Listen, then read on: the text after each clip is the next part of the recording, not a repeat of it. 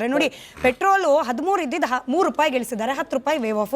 ಹಾಗೆ ಡೀಸೆಲ್ ಮೇಲಿದ್ದ ಸುಂಕವನ್ನ ಸಂಪೂರ್ಣವಾಗಿ ಮನ್ನಾ ಮಾಡಿದ್ದಾರೆ. ಅಲ್ಲಿಗೆ ಬೆಲೆ ಕಮ್ಮಿ ಅಲ್ಲ ಸರ್, ಬೆಲೆ ಜಾಸ್ತಿ ಹಾಕೋದನ್ನ ತಡೆದಿದ್ದಾರೆ. ವಿಷಯ ಪೂರ್ತಿ ಕೇಳಿಸ್ಕೊಂಬಿಡಿ, ವಿಷಯ ಪೂರ್ತಿ ಕೇಳಿಸ್ಕೊಳ್ಳಿ. ಆಯಿಲ್ ಕಂಪನಿಗಳು ನಷ್ಟವನ್ನ ಅನುಭವಿಸ್ತಾ ಇದ್ದ ಸಂದರ್ಭದಲ್ಲಿ ಆಯಿಲ್ ಕಂಪನಿಗಳಿಗೆ ಕೊಂಚ ಚೇತರಿಕೆ ಆಗೋ ರೀತಿಯಲ್ಲಿ ಕೇಂದ್ರ ಸರ್ಕಾರ ಈ ನಿರ್ಧಾರ ತಗೊಂಡಿದೆ. ಕೇಳಿಸ್ಕೊಳ್ಳಿ ಸರ್, ಕೇಳಿಸ್ಕೊಳ್ಳಿ ಸರ್, ಕೇಳಿಸ್ಕೊಳ್ಳಲ್ಲ ನೀವು ಕೇಳಿಸ್ಕೊಳ್ಳಲ್ಲ ಅಂದ್ರೆ ಅದರಿಂದ ಜನರಿಗೆ ಹೆಂಗ್ ಲಾಭ ಅಂದ್ರೆ ನಮ್ ಜನರು ಕೂಡ ಗೊತ್ತಿಲ್ಲದೆ ಇರೋರು ಏನಲ್ಲ ಸರ್. ಪೆಟ್ರೋಲ್ ಕಂಪನಿಗಳಿಗೆ ನಷ್ಟ ಆಗ್ತಿದ್ದಾಗ ನಷ್ಟ ಸರಿದೂಗಿಸ್ಕೊಳ್ಳೋಕೆ ಜನರ ಮೇಲೆ ಹೆಚ್ಚಿನ ದರ ಹಾಕಬಾರ್ದು ಅನ್ನೋ ಕಾರಣಕ್ಕೆ ಕೇಂದ್ರ ಸರ್ಕಾರ ಹಿಂಗ್ ಮಾಡಿರುವಾಗ ನೀವೇನ್ ಮಾಡ್ಬೋದಾಗಿತ್ತು ನಟರಾಜ್ ಗೌಡ್ರೆ? ಸೆಸ್ ಅನ್ನೋದು ರಾಜ್ಯ ಸರ್ಕಾರದ ಕೈಯಲ್ಲಿದೆ, ಕಮ್ಮಿ ಮಾಡಿ ತೋರಿಸಿ. ಇವಾಗ ನೀವು ಪಾಲಿಟಿಕ್ಸ್ ಮಾಡಿ ಕಮ್ಮಿ ಮಾಡಿ ಪೆಟ್ರೋಲ್ ಡೀಸೆಲ್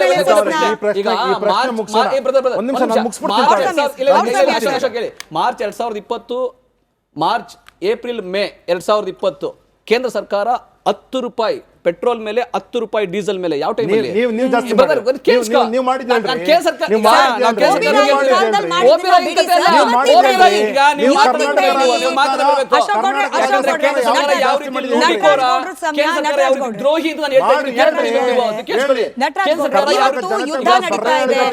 ಪ್ರಪಂಚದ ಅಷ್ಟು ನೀವೇ ಜನರಿಗೆ ತಪ್ಪು ಮೆಸೇಜ್ ಹೋಗೋದು ಬೇಡ. ನಾನು ಅದಕ್ಕೆ ಕೇಳ್ತಾ ಇದ್ದೀನಿ, ನಿಮಗೆ ಮತ್ತೆ ಪ್ರಶ್ನೆ ಕೇಳ್ತಿದ್ದೀನಿ. ಜಗತ್ತಿನ ಬಹುತೇಕ ದೊಡ್ಡ ದೊಡ್ಡ ರಾಷ್ಟ್ರಗಳಲ್ಲೇನೆ ಪೆಟ್ರೋಲ್ ಡೀಸೆಲ್ ಬೆಲೆ ಏರಿಕೆ ನೇರವಾಗಿ ಜನರನ್ನ ತಡ್ತಾ ಇರುವಾಗ ನಮ್ಮ ದೇಶದಲ್ಲಿ ಹಂಗ ಆಗೋದು ಬೇಡ ಅನ್ನೋ ಕಾರಣಕ್ಕೆ ಏನೋ ಪ್ರಯತ್ನ, ನಾನು ಕಂಪ್ಲೀಟ್ ಕೇಂದ್ರ ಸರ್ಕಾರ ಮಾಡಿರೋದು 100% ಕರೆಕ್ಟ್ ಅಂತ ನಾನು ಹೇಳ್ತಿಲ್ಲ, ಬಟ್ ಪ್ರಯತ್ನ ಮಾಡಿದ್ದಾರೆ. ರಾಜ್ಯ ಸರ್ಕಾರ ಏನ್ ಮಾಡ್ತಿದೆ? 30 ಸೆಕೆಂಡ್ಸ್ ಕೇಳ್ಕೊಂಬಿಡಿ. ಎರಡು ಭಾಗ ಇದೆ. 2020 ಮಾರ್ಚ್ ಏಪ್ರಿಲ್ ಮೇ ನಲ್ಲಿ ಅಂತಾರಾಷ್ಟ್ರೀಯ ಮಟ್ಟದಲ್ಲಿ ಕಚ್ಚಾ ತೈಲದ ಬೆಲೆ $65 ಪರ್ ಬ್ಯಾರಲ್ ಇದ್ದಾಗ ಕೇಂದ್ರ ಸರ್ಕಾರ ₹10 3 ತಿಂಗಳಲ್ಲಿ ₹10 ಪೆಟ್ರೋಲ್ ಮೇಲೆ ₹10 ಡೀಸೆಲ್ ಮೇಲೆ ಎಕ್ಸೈಸ್ ಡ್ಯೂಟಿಯನ್ನ ಹೆಚ್ಚಿಗೆ ಮಾಡಿ ಕಳೆದ 11 ವರ್ಷದಲ್ಲಿ 43 ಲಕ್ಷ ಕೋಟಿ ರೂಪಾಯಿನ ಎಕ್ಸೈಸ್ ಡ್ಯೂಟಿಯಿಂದ ಕಲೆಕ್ಷನ್ ಮಾಡಿರ್ತಕ್ಕಂಥ ಕೇಂದ್ರ ಸರ್ಕಾರ ಜನಗಳನ್ನ ಲೂಟಿ ಮಾಡ್ತು. ಅವತ್ತು ಕಡಿಮೆ ಮಾಡಬೇಕಾಯಿತು, ಜನತೆಗೆ ಅನುಕೂಲ ಆಗ್ತಾ ಇತ್ತು. ಜನ ಕಷ್ಟದಲ್ಲಿದ್ರು, ಸಾಯ್ತಾ ಇದ್ರು, ಆಕ್ಸಿಜನ್ಗೆ ದುಡ್ಡಿಲ್ಲ, ಔಷಧಿಗೆ ದುಡ್ಡಿಲ್ಲ, ಬೆಡ್ಗೆ ದುಡ್ಡಿಲ್ಲ, ಊಟಕ್ಕೆ ದುಡ್ಡಿಲ್ಲ. ಅವತ್ತು ಕಡಿಮೆ ಮಾಡಿ ಲೂಟಿ ಹೊಡೆದ್ರು. ಇವತ್ತು ಕೇಂದ್ರ ಸರ್ಕಾರ ಆ ಕಂಪನಿಗಳು ಲಾಸ್ ಆಗ್ತಾ ಇದೆ, ಅವರಿಗೆ ಕಡಿಮೆ ಮಾಡ್ತಾ ಇರಲ್ಲ. ಇದಕ್ಕಿಂತ ದ್ರೋಹ, ಇದಕ್ಕಿಂತ ಅಣ್ಣ, ನಾನು ಅಂಕಿಅಂಶದ ಬಗ್ಗೆ ಹೇಳ್ತೀನಿ, ಸುಳ್ಳು ಹೇಳೋದಿಲ್ಲ. ನಾನು ಅಂಕಿಅಂಶ ಹೇಳ್ತಾ ಇರೋದು, ಸತ್ಯ ಅಂಕಿಅಂಶ ಹೇಳ್ತಾ ಇರೋದು. ಕೇಂದ್ರ ಸರ್ಕಾರ ಇದನ್ನ ಲೂಟಿ ಮಾಡಿ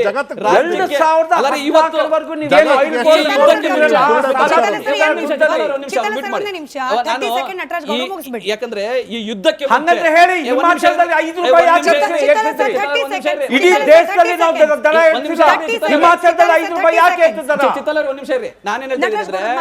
ಯುದ್ಧಕ್ಕೆ ಮುಂಚೆ $70 ಪರ್ ಬ್ಯಾರಲ್ ಇತ್ತು. ಏನು ಯುದ್ಧಕ್ಕೆ ಮುಂಚೆ ಕಚ್ಚಾ ತೈಲದ ಬೆಲೆ. ನಾವು ರಷ್ಯಾದಿಂದ 2.08 ದಶಲಕ್ಷ ಬ್ಯಾರಲ್ ಕೊಂಡ್ಕೊಂತಾ ಇದ್ವಿ. ಏನೋ ಟ್ರಂಪ್ ಹೇಳ್ಬಿಟ್ರಂತೆ ಮೋದಿ ಕೊಂಡ್ಕೋಬೇಡ ಅಂತ, ಇವ್ರೇನ್ ಮಾಡ್ಬಿಟ್ರು, ಕಡಿಮೆ ಮಾಡ್ಬಿಟ್ಟು 1,01.04 ದಶಲಕ್ಷ ಬ್ಯಾರಲ್ ಕೊಂಡ್ಕೊಳ್ಳೋಕೆ ಶುರು ಮಾಡಿದ್ರು. ನಿಮ್ಗೆ ಗೊತ್ತಿಲ್ಲ, ನಿಮ್ಗೆ ಬರೀ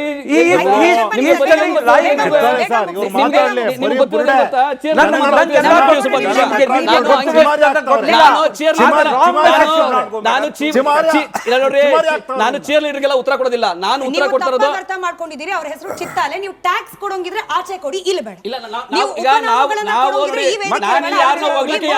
ಗೊತ್ತಿಲ್ಲ ನಾನಲ್ಲಿ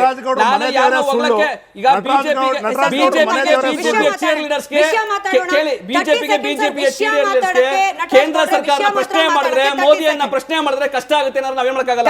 ಆದ್ರೆ ಅಂಕಿಅಂಶ ಇದೆ. ಈಗ ಈ ಯುದ್ಧಕ್ಕೆ ಮುಂಚೆ $70 ಪರ್ ಬ್ಯಾರಲ್ ಇತ್ತು. ನಾವು ರಷ್ಯಾದಿಂದ ಕೊಂಡ್ಕೊಂತಾ ಇದ್ವಿ. 50% ನೀವು ಯಾಕೆ ಕಡಿಮೆ ಮಾಡಿದ್ರಿ? 50% ಕಡಿಮೆ ಮಾಡಿದ್ರೆ ಅವರು ಸಬ್ಸಿಡಿ ಡಿಸ್ಕೌಂಟೆಡ್ ಪ್ರೈಸ್ ಅಲ್ಲಿ ಕೊಡ್ತಾ ಇದ್ರು. ಇವತ್ತು ಆ ಡಿಸ್ಕೌಂಟೆಡ್ ಪ್ರೈಸ್ ಅಲ್ಲಿ ಕೊಡಲ್ಲ ಅಂತ ಹೇಳ್ತಾ ಇದ್ದಾರೆ. ಇವತ್ತು ನೀವು ಕೊಂಡ್ಕೊಳ್ಳೋಕೆ ಪ್ರಯತ್ನ ಮಾಡೋರು ಡಿಸ್ಕೌಂಟೆಡ್ ಪ್ರೈಸ್, ಯಾಕಂದ್ರೆ ನೀವು ಮಾಡಿದ ತಪ್ಪಿನಿಂದ, ನೀವು ಮಾಡಿರೋ ಲೋಪದಿಂದ ಇವತ್ತು ನಾವು ದೇಶದ ಜನತೆ ಅನುಭವಿಸಬೇಕಾಗಿ ಬರ್ತಾ ಇದೆ, ಕೇಂದ್ರ ಸರ್ಕಾರ ಮಾಡಿರೋ ಲೋಪದಿಂದ. ಹಾಗಾಗಿ ನೀವು ನಮ್ಮ ಮೇಲೆ ಯಾಕೆ ಹೊರೆ ಆಗ್ತಿರ್ರಿ? ನೀವು ಕಾರ್ಪೊರೇಟ್ ಕಂಪನಿಗಳಿಗೆ ಲಾಸ್ ಆಗ್ತದೆ ಅಂತ ಹೇಳಿ ಅವ್ರಿಗೆ ನಷ್ಟವನ್ನು ಭರ್ತಿ ಮಾಡ್ಕೊಡ್ತೀರಿ. ಅವ್ರಿಗೆ ₹10 ಡೀಸೆಲ್ ಪೆಟ್ರೋಲ್ ಮೇಲೆ ₹10 ಕಡಿಮೆ ಮಾಡ್ತೀರಿ. ನೀವು ಜನತೆಗೆ ಏನ್ ಮಾಡಿದೀರಾ ಹೇಳ್ರಿ? ಕೋವಿಡ್ ಟೈಮ್ ಇಂದ ಇಲ್ಲಿವರೆಗೂ ನೀವು ಲೂಟಿ ಮಾಡಿದ್ ಬಿಟ್ರೆ 43 ಲಕ್ಷ ಕೋಟಿ ರೂಪಾಯಿ ಪೆಟ್ರೋಲ್ ಡೀಸೆಲ್ ಬೆಲೆ. ನಾವು 2014 ಮುಂಚೆ ಅಂತಾರಾಷ್ಟ್ರೀಯ ಮಟ್ಟದಲ್ಲಿ ಕಚ್ಚಾ ತೈಲದ ಬೆಲೆ ಜಾಸ್ತಿ ಇದ್ದಾಗಲೂ ಕೂಡ ಸಬ್ಸಿಡಿ ಕೊಟ್ಟು ಈ ದೇಶವನ್ನ ಕಾಪಾಡಿದೆ ಕಾಂಗ್ರೆಸ್ ಸರ್ಕಾರ. ಸಬ್ಸಿಡಿ ಕೊಟ್ಟು ಈ ದೇಶವನ್ನ ಕಾಪಾಡಿದೆ ಕಾಂಗ್ರೆಸ್ ಸರ್ಕಾರ. ನೀವು ಸಬ್ಸಿಡಿ ಬಿಟ್ಬಿಡಿ, ಇರೋದನ್ನ ನೀವು ಜಾಸ್ತಿ ತೆರಿಗೆ ಹಾಕಿ ಜಾಸ್ತಿ ತೆರಿಗೆ ಹಾಕಿ ಲೂಟಿ ಮಾಡಿ ಕೇವಲ ನೀವು ಇಟ್ಕೊಳ್ಳೋದು. ಕರ್ನಾಟಕ ರಾಜ್ಯ ಪ್ರತಿ ತಿಂಗಳು ಪ್ರತಿ ವರ್ಷ 4.5 ಲಕ್ಷ ಕೋಟಿ ರೂಪಾಯಿ ತೆರಿಗೆ ಕೊಡುತ್ತೆ ಕೇಂದ್ರ ಸರ್ಕಾರಕ್ಕೆ. ವಾಪಸ್ ಬರೋದೆಷ್ಟು? ಕೇವಲ 60,000 ಕೋಟಿ. ನೋಡಿ, ಪೆಟ್ರೋಲ್ 13 ಇದ್ದಿದ್ದು 3 ರೂಪಾಯಿಗೆ ಇಳಿಸಿದ್ದಾರೆ, 10 ರೂಪಾಯಿ ವೇವ್ ಆಫ್. ಹಾಗೆ ಡೀಸೆಲ್ ಮೇಲಿದ್ದ ಸುಂಕವನ್ನ ಸಂಪೂರ್ಣವಾಗಿ ಮನ್ನಾ ಮಾಡಿದ್ದಾರೆ. ಅಲ್ಲಿಗೆ ಬೆಲೆ ಕಮ್ಮಿ ಅಲ್ಲ ಸರ್, ಬೆಲೆ ಜಾಸ್ತಿ ಹಾಕೋದನ್ನ ತಡೆದಿದ್ದಾರೆ. ವಿಷಯ ಪೂರ್ತಿ ಕೇಳಿಸ್ಕೊಂಬಿಡಿ, ವಿಷಯ ಪೂರ್ತಿ ಕೇಳಿಸ್ಕೊಳ್ಳಿ. ಆಯಿಲ್ ಕಂಪನಿಗಳು ನಷ್ಟವನ್ನ ಅನುಭವಿಸ್ತಾ ಇದ್ದ ಸಂದರ್ಭದಲ್ಲಿ ಆಯಿಲ್ ಕಂಪನಿಗಳಿಗೆ ಕೊಂಚ ಚೇತರಿಕೆ ಆಗೋ ರೀತಿಯಲ್ಲಿ ಕೇಂದ್ರ ಸರ್ಕಾರ ಈ ನಿರ್ಧಾರ ತಗೊಂಡಿದೆ.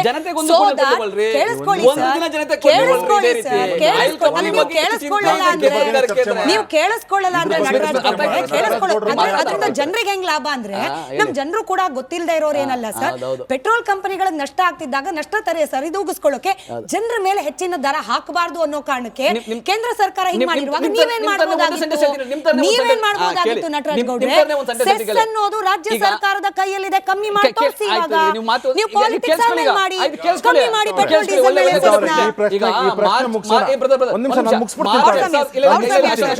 ಮಾರ್ಚ್ 2020 ಮಾರ್ಚ್ ಏಪ್ರಿಲ್ ಮೇ 2020 ಕೇಂದ್ರ ಸರ್ಕಾರ 10 ರೂಪಾಯಿ ಪೆಟ್ರೋಲ್ ಮೇಲೆ 10 ರೂಪಾಯಿ ಡೀಸೆಲ್ ಮೇಲೆ ಯಾವ ಟೈಮ್ ಅಲ್ಲಿ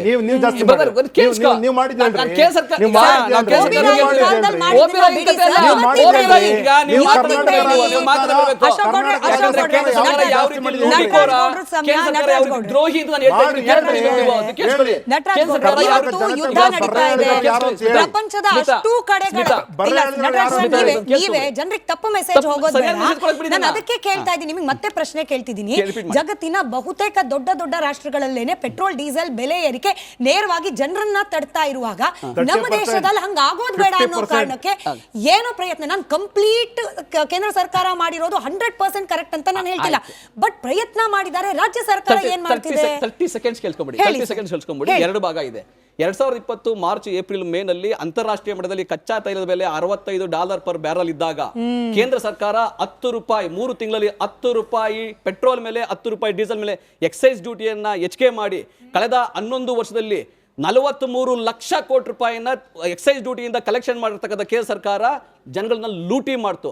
ಅವತ್ತು ಕಡಿಮೆ ಮಾಡಬೇಕಾಯಿತು, ಜನತೆಗೆ ಅನುಕೂಲ ಆಗ್ತಾ ಇತ್ತು. ಜನ ಕಷ್ಟದಲ್ಲಿದ್ರು, ಸಾಯ್ತಾ ಇದ್ರು.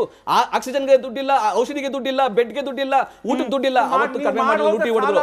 ಇವತ್ತು ಕೇಂದ್ರ ಸರ್ಕಾರ ಆ ಕಂಪನಿಗಳು ಲಾಸ್ ಆಗ್ತಾ ಇದೆ, ಅವರಿಗೆ ಕಡಿಮೆ ಮಾಡ್ತಾ ಇದ್ದಲ್ಲ. ಇದಕ್ಕಿಂತ ದ್ರೋಹ, ಇದಕ್ಕಿಂತ ದ್ರೋಹ. ಅಣ್ಣ, ನಾನು ಅಂಕಿಅಂಶದ ಬಗ್ಗೆ ಹೇಳ್ತೀನಿ, ಸುಳ್ಳು ಹೇಳೋದಿಲ್ಲ. ನಾನು ಅಂಕಿಅಂಶ ಹೇಳ್ತಾ ಇರೋದು, ಸತ್ಯ ಅಂಕಿಅಂಶ ಹೇಳ್ತಾ ಇರೋದು. ಕೇಂದ್ರ ಸರ್ಕಾರ ಲೂಟಿ ಮಾಡಿ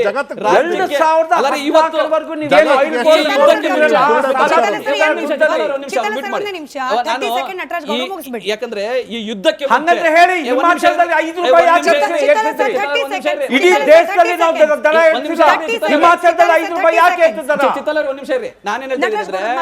ಯುದ್ಧಕ್ಕೆ ಮುಂಚೆ $70 ಪರ್ ಬ್ಯಾರಲ್ ಇತ್ತು. ಏನು ಯುದ್ಧಕ್ಕೆ ಮುಂಚೆ ಕಚ್ಚಾ ತೈಲದ ಬೆಲೆ. ನಾವು ರಷ್ಯಾದಿಂದ 2.08 ದಶಲಕ್ಷ ಬ್ಯಾರಲ್ ಕೊಂಡ್ಕೊಂತಾ ಇದ್ವಿ. ಏನೋ ಟ್ರಂಪ್ ಹೇಳ್ಬಿಟ್ರಂತೆ ಮೋದಿ ಕೊಂಡ್ಕೋಬೇಡ ಅಂತ. ಇವ್ರೇನ್ ಮಾಡ್ಬಿಟ್ರು, ಕಡಿಮೆ ಮಾಡ್ಬಿಟ್ಟು 1,01.04 ದಶಲಕ್ಷ ಬ್ಯಾರಲ್ ಕೊಂಡ್ಕೊಳ್ಳೋ ಶುರು ಮಾಡಿದ್ರು. ನಿಮ್ಗೆ ಗೊತ್ತಿಲ್ಲ, ನಿಮ್ಗೆ ಬರೀ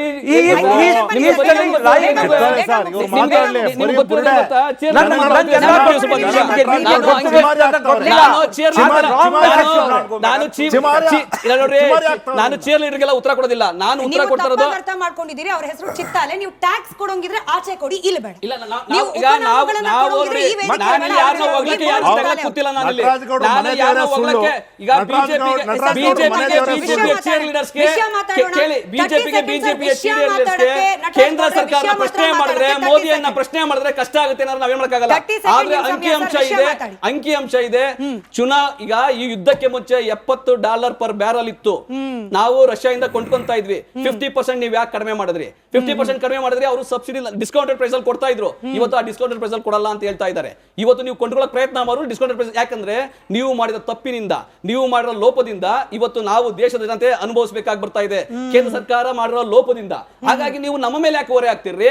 ನೀವು ಕಾರ್ಪೊರೇಟ್ ಕಂಪನಿಗಳಿಗೆ ಲಾಸ್ ಆಗ್ತದೆ ಅಂತ ಹೇಳಿ ಅವ್ರಿಗೆ ನಷ್ಟವನ್ನು ಭರ್ತಿ ಮಾಡ್ಕೊಡ್ತೀರಿ, ಅವ್ರಿಗೆ 10 ರೂಪಾಯಿ ಡೀಸೆಲ್ ಪೆಟ್ರೋಲ್ ಮೇಲೆ 10 ರೂಪಾಯಿ ಕಡಿಮೆ ಮಾಡ್ತೀರಿ. ನೀವು ಜನತೆಗೆ ಏನ್ ಮಾಡಿದೀರಾ ಹೇಳ್ರಿ? ಕೋವಿಡ್ ಟೈಮ್ ಇಂದ ಇಲ್ಲಿವರೆಗೂ ನೀವು ಲೂಟಿ ಮಾಡಿದ್ ಬಿಟ್ರೆ 43 ಲಕ್ಷ ಕೋಟಿ ರೂಪಾಯಿ ಪೆಟ್ರೋಲ್ ಡೀಸೆಲ್ ಬೆಲೆ. ನಾವು 2014 ಮುಂಚೆ ಅಂತಾರಾಷ್ಟ್ರೀಯ ಮಟ್ಟದಲ್ಲಿ ಕಚ್ಚಾ ತೈಲದ ಬೆಲೆ ಜಾಸ್ತಿ ಇದ್ದಾಗಲೂ ಕೂಡ ಸಬ್ಸಿಡಿ ಕೊಟ್ಟು ಈ ದೇಶವನ್ನ ಕಾಪಾಡಿದೆ ಕಾಂಗ್ರೆಸ್ ಸರ್ಕಾರ. ಸಬ್ಸಿಡಿ ಕೊಟ್ಟು ಈ ದೇಶವನ್ನ ಕಾಪಾಡಿದೆ ಕಾಂಗ್ರೆಸ್ ಸರ್ಕಾರ.